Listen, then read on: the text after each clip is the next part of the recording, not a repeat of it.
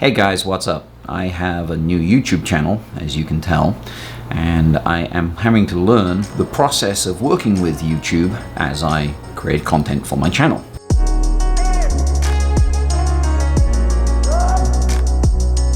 There's a lot of things to learn, obviously, and whilst I know many of them, there are some things that are just a given by many people. So one of the lessons, obviously, that I've learned is where my cameras are placed. I currently have 3 cameras set up on this desk. One I'm talking to in right here, one that's off to my left, and one that's directly behind me. Those cameras worked ideal for doing streaming videos on Twitch, but they're not so good for camera placement for presenting tutorials or technical subjects on YouTube. I'm going to have to rethink my camera layout or get more cameras set up on my computer so they work for both streaming and YouTube presentation. I notice on some YouTube channels that lighting is very good, and on other YouTube channels not so much. My YouTube channel definitely is suffering from poor lighting. This will only be the second or third video that I've uploaded to YouTube so far that is a actual deliberate piece of content rather than a live stream of me playing a video game. I have one key light right now and some very good natural daylight coming in through the window. Obviously the daylight goes away after a while as the sun goes down, so the lighting during the day is actually pretty good. The lighting during the nighttime, not so much. A couple more key lights and maybe a softbox, and I think that will really fix the problem. I have long hair, and sometimes I take care of it and sometimes I don't. Well, I also have long hair in other places of my anatomy. I'm not trying to be funny here, but my eyebrows tend to grow wild and free until I tame them. Embarrassingly so, my nose hairs also grow wild and free until I tame them.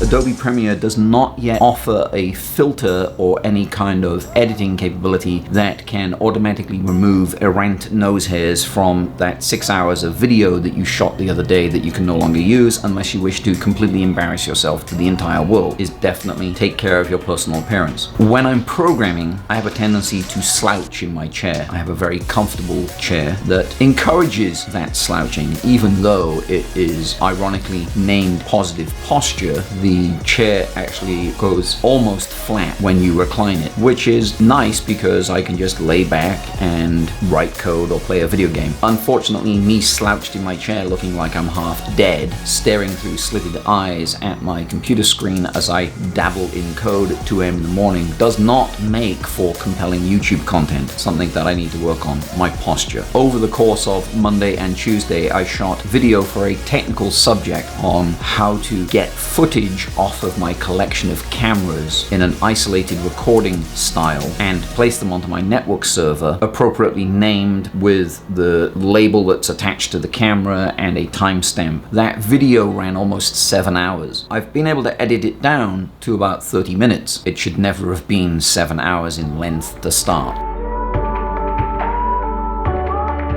I am guilty of several asides and digressions during my technical tour that I was fully intending to edit out of the video. Unfortunately, those digressions and asides make editing the video that much more difficult because I need to sift through 7 hours of video to find the relevant and germane pieces of information and remove all of the idle conversations that I had. Throughout this video that I've been shooting right now that will be uploaded, I've been doing this. Note to self, because I'm my own video editor, don't edit out that clap, although you may want to actually de-emphasize the amount of audio that you got from it because I'm sure it clipped. I wasn't clearly denoting my shots or where transitions within the video should happen. Consequently, I had lots of verbal pauses within the video, a lot of non-verbal pauses where I just went off and wrote some code and thought about the problem, or I lost my train of thought. I need to go back to basics of the film school classes I took years ago and the hundreds hundreds of corporate videos I created decades ago and use the tricks that I learned there. I need to denote my individual shots better, which will help me in my videos, but it will also help another person when I eventually hire someone to edit my videos for me. I don't think I need a clapperboard, but I do think I need to clap. I've done a lot of corporate training over the years. I've done a lot of public speaking over the years, and I've certainly done a lot of presentations over the years. I'm reasonably good at speaking extemporaneously and clearly and in a concise and sometimes not so concise manner. I'm also a fully paid up member of Toastmasters, so you'd think I would know better when it comes to speaking without verbal pauses,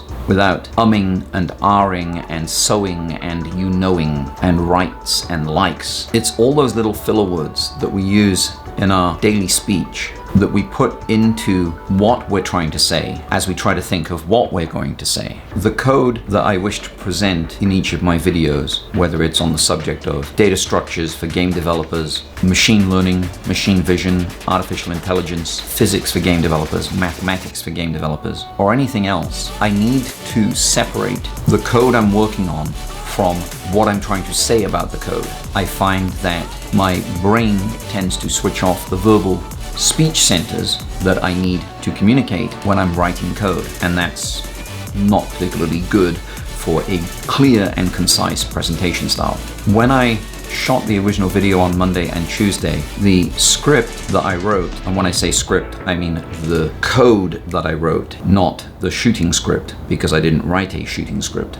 But the code on the video that I shot on Monday and Tuesday, the code that I created was very simplistic, just a few lines long. Unfortunately, I hadn't written the code until I sat down shooting the video. I thought I could just shoot, code, and talk extemporaneously, and trying to do three things at once is not easy. I also ran into a number of technical issues with the code that had I solved prior to sitting down at the keyboard, it would have made the video a lot shorter and a lot more concise. My intention in future videos is to make sure I have all of the problems solved before I sit down and try to talk about it. There is something interesting about watching somebody solve a problem, but I don't want you to necessarily see all the nitty-gritty details of me fumbling through a bash command line shell trying to figure out that one obscure parameter that I need for the rsync command. One of the things I want to work on is having a shooting order and a outline script of what I wish to talk about and say on camera rather than trying to do everything off the cuff. I think that will speed the process along. I used to do that when we created corporate training videos. Obviously, when I do the actual in-person corporate training, and when I give a speech, I have my speech in front of me, written out what I wish to say. In person, in a classroom full of software developers, you don't want to be fumbling through what you want to say at that point. You want to know what you're going to say before you ever say it. That was my failing on Monday and Tuesday. Certainly a learning experience, excited by the prospect of creating a video, didn't want to get weighed down in the details of creating that video, just wanted to go ahead and do it. This is laudable when you're streaming, not so much when you're trying to solve a technical problem and show an audience how you solved. Let's talk about my attire. On Monday and Tuesday, I shot the entire video wearing a t-shirt. That's fine. Right now, I'm wearing a rugby shirt. That is also fine. But I need to be more aware of my attire and how it is presenting me on camera. The t-shirt is acceptable, but I should probably make sure that it's not one of my ratty old workshop t-shirts that I'm wearing that has the paint stains and the mysterious varnish stains on it, because I really wish to present myself more as a professional rather than just some guy sat in his back bedroom writing code. The next item on my hit list of things I didn't like about my video from Monday and Tuesday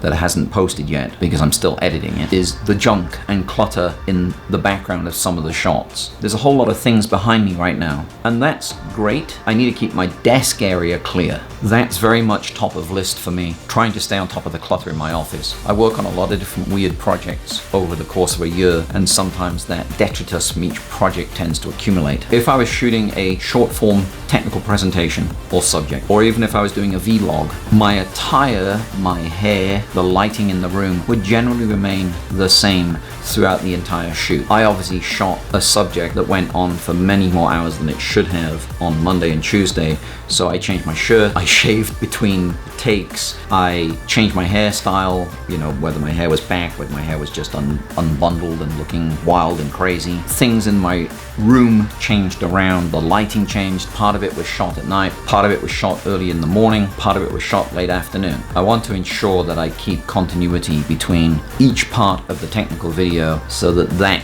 in itself is not distracting. I'm now going to talk about one minor point, and that is I've taken many classes in Adobe Premiere since CS5, I believe, and that is almost a decade ago. And throughout all of those classes, no matter how much I studied the subject, I wasn't really actively using Adobe Premiere on a daily basis. So it wasn't until I actually sat down with Adobe Premiere, having to edit a quite lengthy multi-camera video with multiple audio tracks, that some of my knowledge was sketchy at best of how to rapidly cut out parts of the video that weren't needed so I could get down to a reasonable rough cut. From there I can then create a better version of the video. There's a lot of lessons I used to know on different software and in a different time from when I used to do corporate training videos, creating them for other people, that I have evidently forgotten. And I also think there's a lot I still have to learn about creating content for YouTube.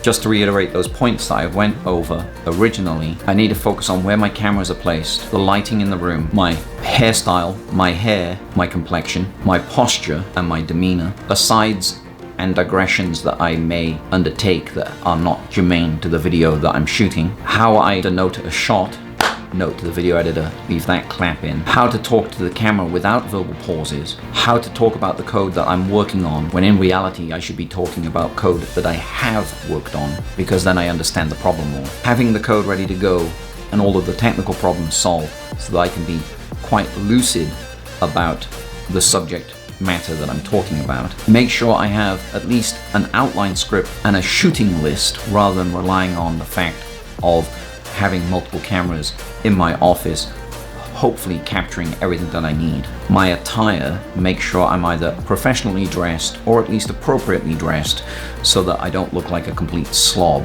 on camera. Make sure that the junk on my desk is adequately under control, unless it's to do with the thing that I'm working on right there and then. Continuity between shots, and then how to rapidly get a rough cut of the video that I'm creating in Adobe Premiere in as short a time as possible. Thanks for watching. If you liked the video, hit the like button.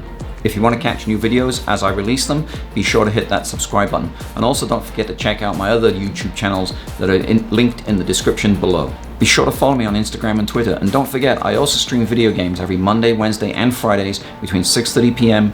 and 8:30 p.m. Pacific Standard Time, where you can actually catch me playing video games, join in the game, and also hang out and chat.